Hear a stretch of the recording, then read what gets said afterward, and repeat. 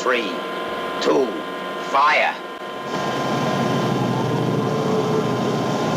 Nobody making science fiction in 1950 thought the way George Powell thought. I ain't going to no moon. That's just to look at.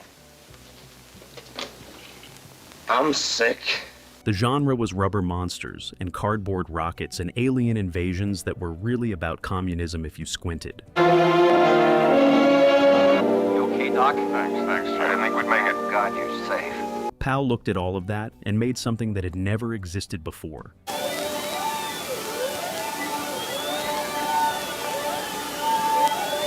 A film about going to the moon that treated the moon as a real place, the rocket as a real machine, and the audience as adults capable of following physics. Robert A. Heinlein wrote it. Chesley Bonestell painted it. A team of actual scientists checked it. The result won an Academy Award, scared a competing studio into rushing a knockoff into production, and established the entire template for serious science fiction cinema. Take off stations. At a moment when serious science fiction cinema did not yet exist. By the time this video is done, you will understand why Destination Moon is the film that made all the other films possible. 1. Heinlein wrote it. The credits list Robert A. Heinlein as co-screenwriter and technical advisor, not one or the other, but both simultaneously.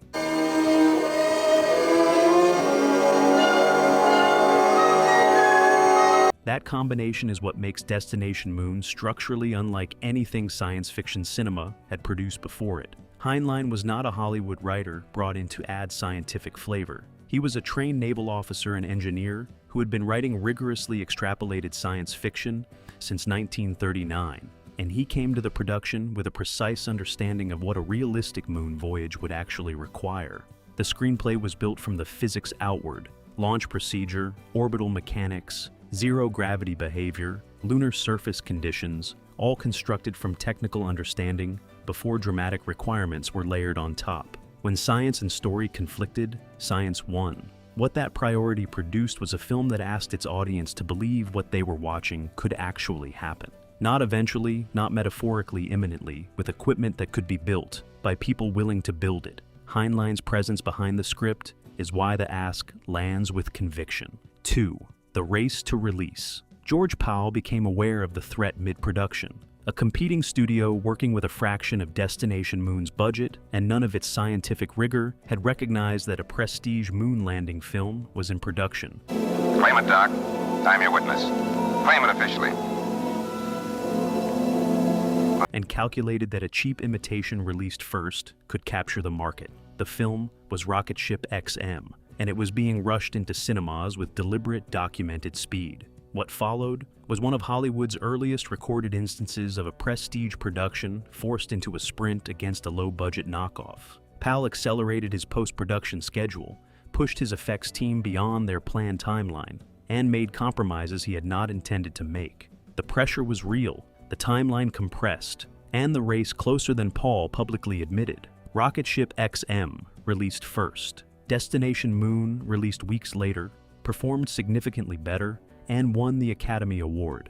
The knockoff served its short-term purpose and was forgotten.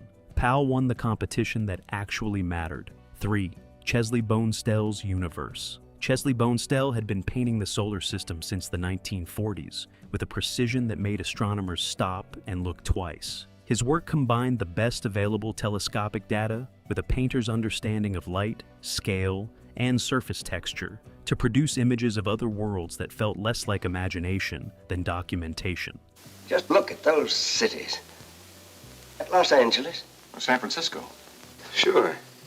When George Powell brought him onto Destination Moon, he was hiring the closest thing the era had to a visual scientist. The lunar landscapes Bonestell painted were constructed from the best observational data available in 1950. The angle of the sun, the curvature of the horizon, the appearance of Earth from the lunar surface, all calculated rather than invented, derived from physical measurements extrapolated by someone who understood what the numbers meant visually.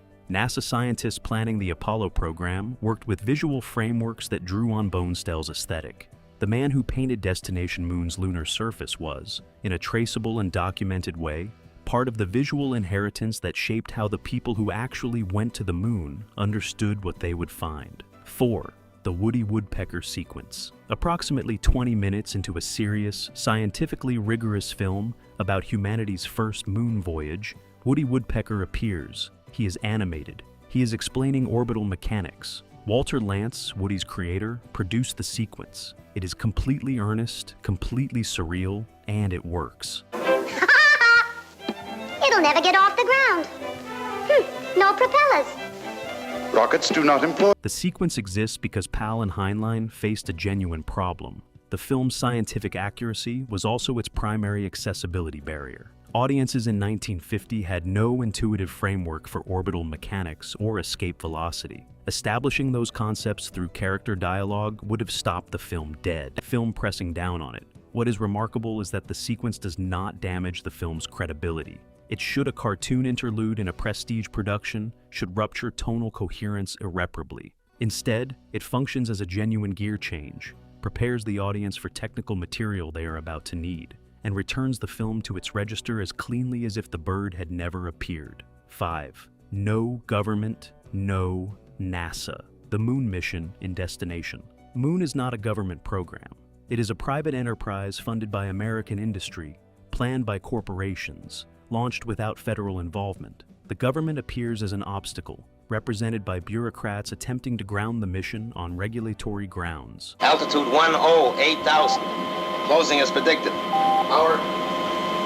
Plan okay. The industrialists launch anyway, with the implicit argument that private initiative will always move faster than state planning. In 1950, this was not a neutral narrative choice. The Cold War was in its early institutional phase, and a film depicting private industry beating the government to the moon was making an explicit argument about capitalism versus Soviet central planning.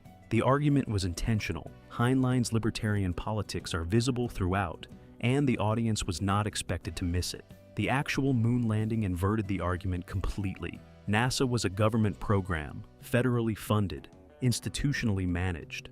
Destination Moon was wrong about the mechanism and essentially right about the stakes, a combination that tells you precisely what ideology does to extrapolation. 6. The accuracy obsession.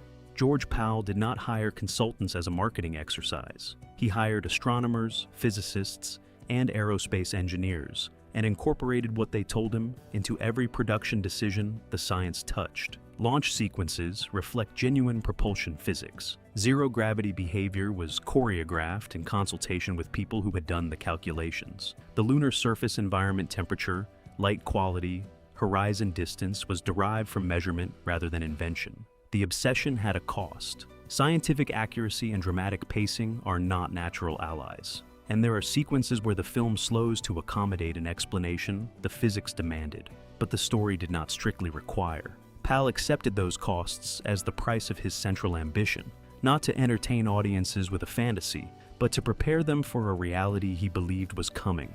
He was 19 years early.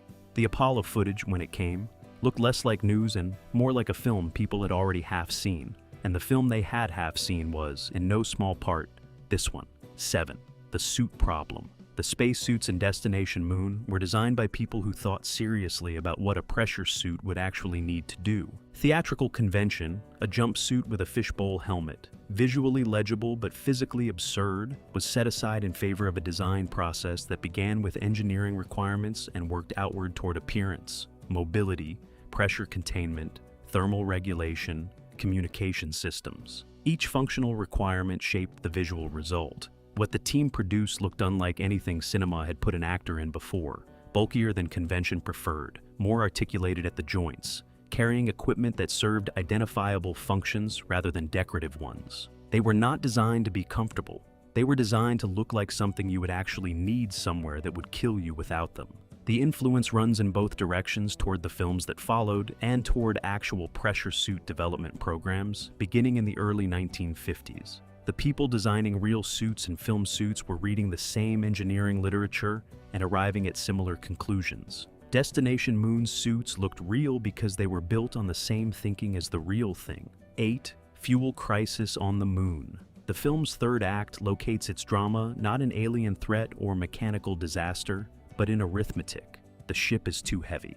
Fuel remaining after the lunar landing is insufficient to achieve escape velocity. Someone or something must be left behind, and the crew's process of working through that calculation methodically, without melodrama, in the language of engineers, solving a problem is the closest Destination Moon comes to genuine suspense. Only 110 pounds? There must be something more. Check time. The sequence is effective precisely because it earns its tension through logic rather than action. The threat is indifferent mathematics operating exactly as designed. The crew cannot argue with the numbers. They can only reduce the mass the numbers are working against, stripping the ship of everything non-essential until the calculation changes. A lesser film would have introduced a villain at this point, something to fight and defeat through courage. The courage goes into solving it honestly without rescue, without a villain, with nothing except 4 people, a slide rule, and the willingness to accept what the numbers say. 9. The political subtext. The speech arrives early and is not subtle. One of the film's industrialists states plainly that if the United States does not reach the moon, someone else will, and whoever controls the moon controls the Earth. The hostile foreign power is never named. Only American industry can do this job. And American industry must get to work now. Every person watching in 1950 knew exactly who was meant, and the film's restraint in not naming them was diplomatic rather than ambiguous. The political argument runs deeper than the speech. Destination Moon depicts American private enterprise achieving what Soviet state planning cannot, driven by individual initiative, motivated by competitive capitalism rather than ideological imperative. Every structural choice in the film is a political position dressed as a plot requirement. Viewed from 7 decades later, the film predicted the importance of the competition with total clarity and the nature of the winner with total inaccuracy. NASA was a government program. The space race was won by exactly the mechanism the film argued against, which tells you something precise about what ideology does to extrapolation. 10. Academy Award effects. The Academy Award for Best Special Effects in 1950 went to Destination Moon, beating films with considerably larger budgets and more established effects infrastructure.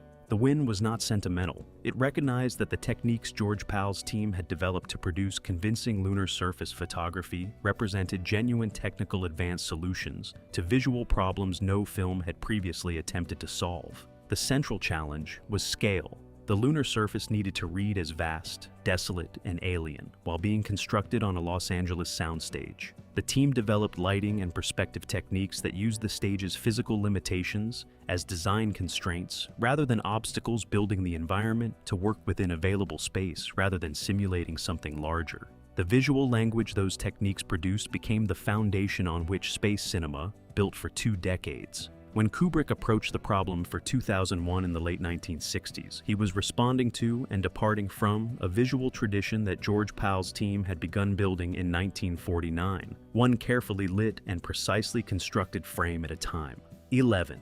What it started. Before Destination Moon, serious science fiction cinema did not exist as a category. The genre had monsters and serials and invasion narratives that used space as backdrop for earthly anxieties. It did not have films that treated space travel as a rigorous, realistically depicted human endeavor, worthy of the same production values and dramatic seriousness as any other legitimate Hollywood subject. Destination Moon created that category by occupying it alone in 1950. Every hard science fiction film made since operates inside a tradition this film established. The commitment to physical accuracy as dramatic value rather than obstacle. The treatment of scientists and engineers as protagonists whose expertise is the film's actual subject. The proposition that the future is a trajectory to be extrapolated rather than a fantasy to be illustrated. The debt is rarely fully acknowledged because the films that built on Destination Moon's foundation became more famous than the foundation itself. 2001 gets the philosophical credit. Apollo 13 gets the procedural drama credit. All of them are working in a space that George Pal cleared in 1950, and the clearing made everything that followed possible. 12. The 19-year gap. Destination Moon depicted a moon landing in 1950. The actual moon landing happened on July 20th, 1969.